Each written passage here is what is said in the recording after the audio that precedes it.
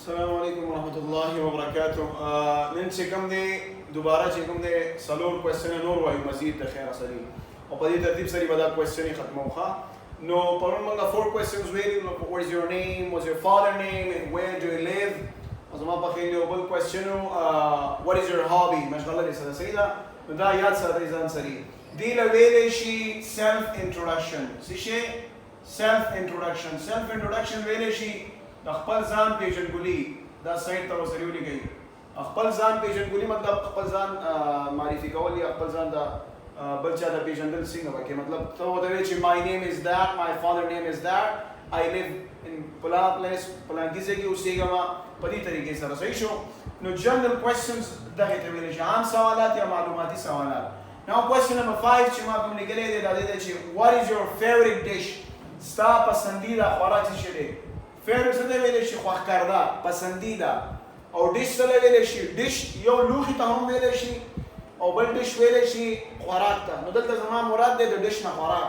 نو ستا پسندیده خوراک څه شی دی؟ نو ته ویلی شي مختلف جوابونه کیدلی شي د هر چا خپل پسندیده خوراک وي. نو ته وایې چې my favorite dish is rice and steak.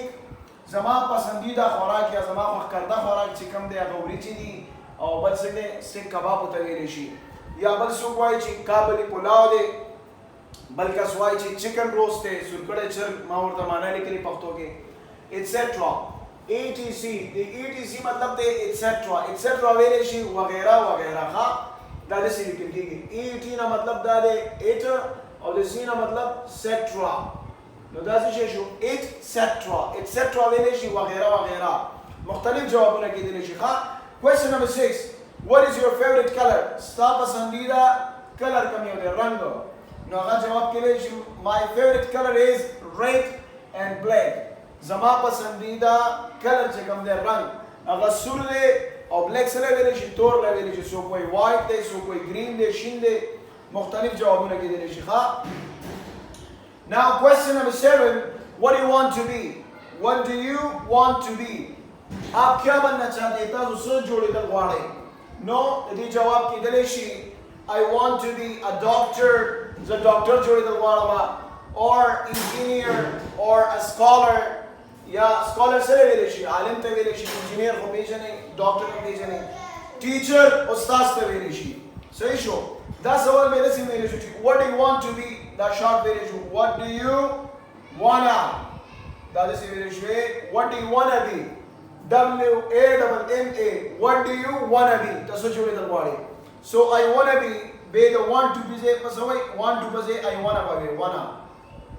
تاسو کتلي وي زیاتره دا شارټ فارم استعمالوي. ښه I wanna be a doctor. زه ډاکټر جوړېدل غواړم. انجینیر، سکالر، ټیچر، ساینټسټ څه چې جوړېدل غواړي. بیا question number 8 what is your religion name. ستا د مذهب څه نوم دی؟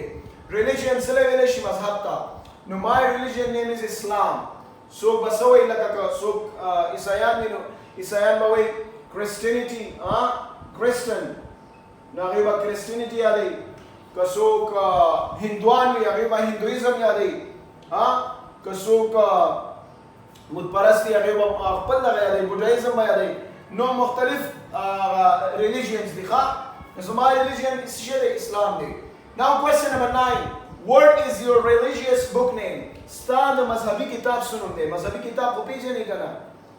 مذهبي کتاب خو زموږ څه شی دی؟ قرآن مجید دی. so my religious book name is the holy Quran. قرآن پاک دی. صحیح ده. holy ویلی شي پاک ته. holy قرآن مطلب قرآن پاک مقدس کتاب دی. صحیح شو.